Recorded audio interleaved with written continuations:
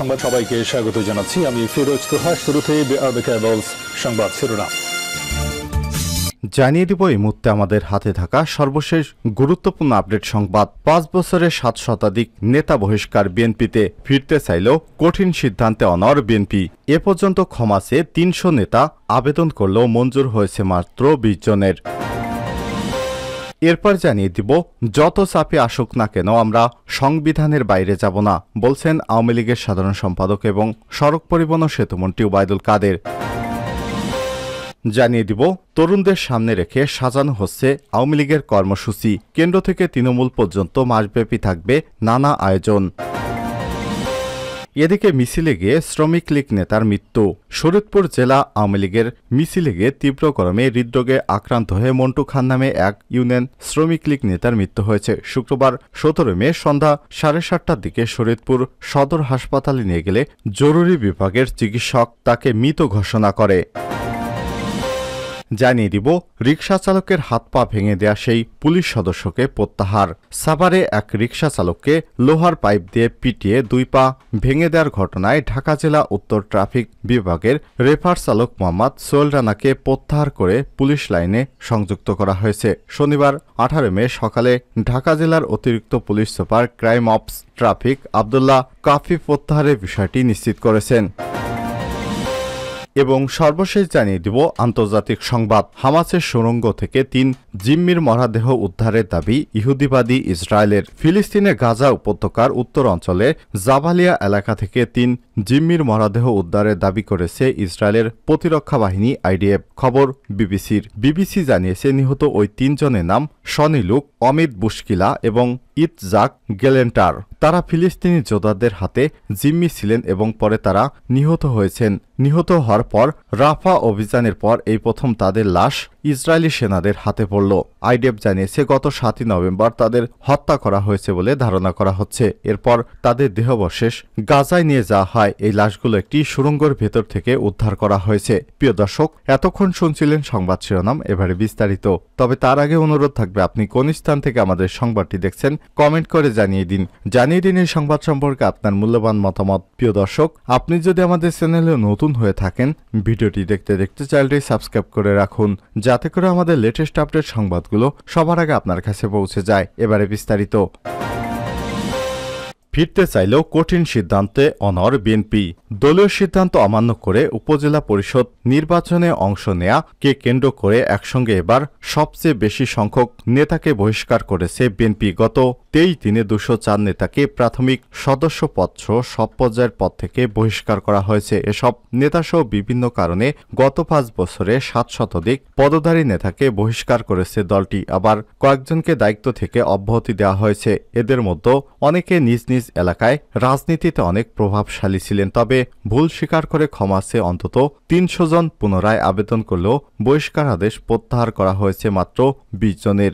বাকিদের বিষয় এখনও সিদ্ধান্তে অনড় বিএনপির হাইকমান্ড। এদিকে যে কোনো উপায়ে দলে ফিরতে চান বহিষ্কৃত এবং অব্যাহতি পাওয়া নেতারা। তাদের মধ্যে কেউ কেউ দলের কাছে একাধিকবার আবেদনও করেছেন, ঘুরছেন বিএনপির শীর্ষ নেতাদের কাছে। সংশ্লিষ্টদের সঙ্গে কথা বলে জানা গেছে সব তথ্য।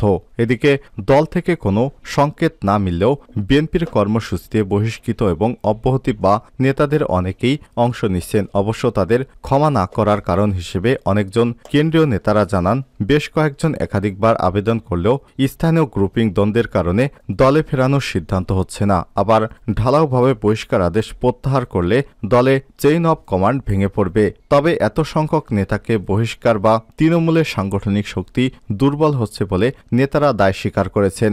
নাম প্রকাশে অনিচ্ছুক বিএনপির স্থায়ী কমিটির একজন সদস্য যুগান্তরকে বলেছেন, বিভিন্ন কারণে দলের ত্যাগী নেতাদের বহিষ্কার করতে বাধ্য হয়েছে দল। তবে কয়েকজনের বিষয়ে নীতি নির্ধারকেরা ইতিবাচক ছিলেন, তারা ভুল স্বীকার করে আবেদন করছেন। এগুলো নিয়ে কয়েকবার স্থায়ী কমিটিতে আলোচনা হয়েছে।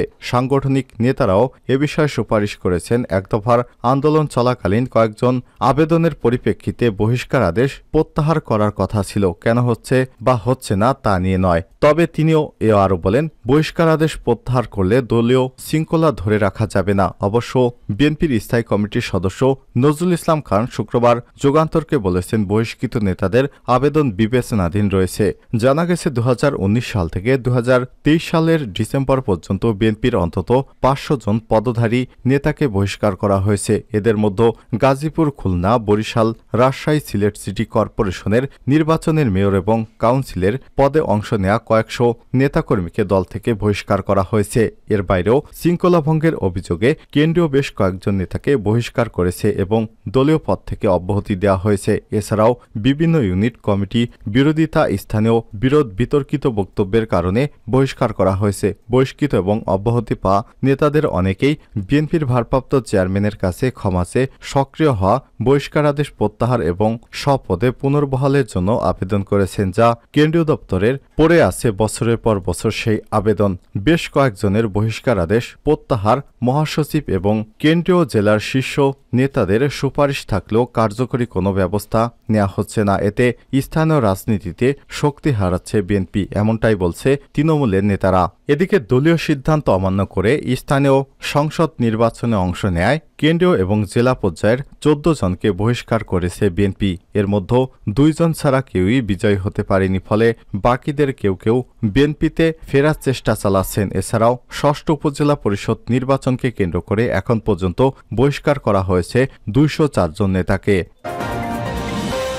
চাপ যতই আসুক আমরা সংবিধানের বাইরে যাব না, ওবায়দুল কাদের। আওয়ামী লীগের সাধারণ সম্পাদক এবং সড়ক পরিবহন ও সেতুমন্ত্রী ওবায়দুল কাদের বলেছেন, প্রধানমন্ত্রী শেখ হাসিনাকে কেউ নিয়ন্ত্রণ করতে পারবে না, তাই যতই ষড়যন্ত্র হোক, বিদেশি শক্তির চাপ আসুক, আমরা সংবিধানের বাইরে যাব না। শুক্রবার বিকেলে তেজগাঁওয়ের জেলা আওয়ামী লীগ কার্যালয়ে দলের সভাপতি প্রধানমন্ত্রী শেখ হাসিনার 44তম স্বদেশ প্রত্যাবর্তন দিবস উপলক্ষে আয়োজিত আলোচনা সভায় তিনি এসব কথা বলেছেন। এর আগে এদিন নানা কর্মসূচির মধ্য দিয়ে ঢাকাসহ সারা দেশে আওয়ামী লীগ সভাপতি প্রধানমন্ত্রী শেখ হাসিনার 44তম স্বদেশ প্রত্যাবর্তন দিবস উদযাপিত হয়। সকাল 9টায় গণভবনে প্রধানমন্ত্রীকে শুভেচ্ছা জানান আওয়ামী লীগের যুবলীগ, ছাত্রলীগ, স্বেচ্ছাসেবক লীগ সহ দলের সব সহযোগী এবং ভাতৃপ্রতিম সংগঠনের নেতাকর্মীরা। এছাড়াও প্রধানমন্ত্রীর সুস্বাস্থ্য এবং দীর্ঘায়ু কামনায় বিভিন্ন ধর্মীয় প্রতিষ্ঠানে দোয়া, মিলাদ মাহফিল এবং প্রার্থনা, গরিব, অসহায় এবং পথচারী এতিমদের মাঝে খাবার বিতরণ করা হয়।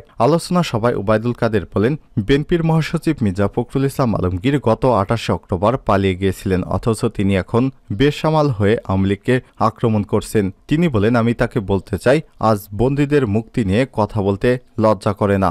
জিয়াউর রহমান আওয়ামী লীগের 62,000 নেতাকর্মীকে জেলে দিয়েছিল। আপনাদের অর্থ বিএনপির কতজন নেতাকর্মীদেরকে আমরা জেলে দিয়েছি? আমাদের 3,000 নেতাকর্মী এবং সরকারি অফিসারদের গুম করেছিল জিয়াউর রহমান। তিনি নাস্তা খেতে খেতে সেনাবাহিনীর অন্তত 11 জন কর্মকর্তাকে ফাঁসি দিয়েছিলেন। ওবায়দুল কাদের বলেন, মির্জা ফখরুল সাহেব বলে আমাদের নাকি প্রতিবেশী দেশ নিয়ন্ত্রণ করে। ফখরুল সাহেব বিদেশি কোনো শক্তি নয়, আমাদের নিয়ন্ত্রণ করে দেশের জনগণ এবং সংবিধান। আমাদের নিয়ন্ত্রণ করে মুক্তিযুদ্ধের রণধ্বনি এবং জয় বাংলার চেতনা। শেখ হাসিনাকে কেউ নিয়ন্ত্রণ করতে পারে না। তিনি ষড়যন্ত্র এবং বিদেশি শক্তির পরোয়া করেন না, তিনি বাংলাদেশের জনগণকে পরোয়া করেন।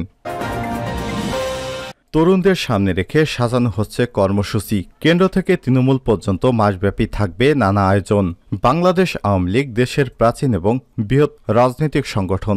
স্বাধীন বাংলাদেশের অভ্যুত্থান এবং আওয়ামী লীগের ইতিহাস এক সূত্রে গাথা। 1949 সালের 23শে জুন রোজ গার্ডেনে যাত্রা শুরু করে দলটি এবার 75 বছর পূর্ণ করতে যাচ্ছে তারা। টানা 4র্থবার সহ 5মবারের মতো ক্ষমতায় থাকা আওয়ামী লীগ তার প্রতিষ্ঠার প্লাটিনাম জয়ন্তীকে স্মরণীয় করে রাখতে চায়। এ লক্ষ্যে মাসব্যাপী কর্মসূচি পালনের পরিকল্পনা রয়েছে দলটির। ইতিমধ্যে গঠন করা হয়েছে বিভিন্ন উপকমিটি, তারা কাজও শুরু করেছে। এবার কেন্দ্রীয়ভাবে নানা আয়োজনের পাশাপাশি এবারের তৃণমূল পর্যায় পর্যন্ত কর্মসূচি পালন করতে চায় আওয়ামী লীগ। এই কর্মসূচির মধ্য দিয়ে তরুণ প্রজন্মকে মুক্তিযুদ্ধ, স্বাধীনতা, বঙ্গবন্ধু এবং দলমত সম্পর্কে জানাতে চায় তারা।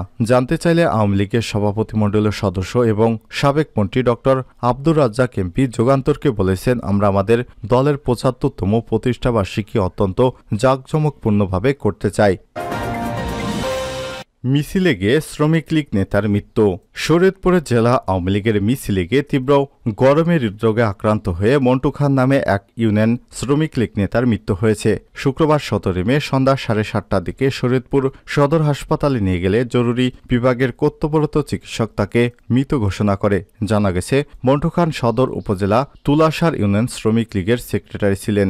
শরীয়তপুর সদর হাসপাতালের জরুরি বিভাগের কর্তব্যরত চিকিৎসক শেহরিয়ার ইয়াসিন কালবেলাকে এই মৃত্যুর বিষয়টি নিশ্চিত করেছেন। তিনি বলেন, মন্টু খান সদর উপজেলার তুলাসার ইউনিয়ন আরিগাঁও এলাকার কুটিমিয়া খানের ছেলে। যারা তাকে হাসপাতালে নিয়েছিলেন তাদের কাছে জানতে পেরেছি তিনি নাকি আজকে মিছিলে গিয়েছিলেন। পরে তিনি অসুস্থ বোধ করলে হঠাৎ জ্ঞান হারিয়ে ফেলেন। তারপর তার শ্বাস প্রশ্বাস বন্ধ হয়ে যায়। পরে সন্ধ্যা 7:30 তাকে হাসপাতালে আনা হয়। মন্টু খানকে যখন হাসপাতালে আনা হয়েছিল তখন তার দেহে রক্তের কোনো পালস পাওয়া যাচ্ছিল না, এমনকি তার হৃদযন্ত্র কাজ করছিল না। মূলত তাকে মৃত অবস্থায় হাসপাতালে আনা হয়েছিল। পরে আমরা তার ইসিজি করি। প্রাথমিকভাবে ধারণা করছি তিনি সম্ভবত হৃদযন্ত্রক্রিয়ার আক্রান্ত হয়ে মারা গিয়েছেন।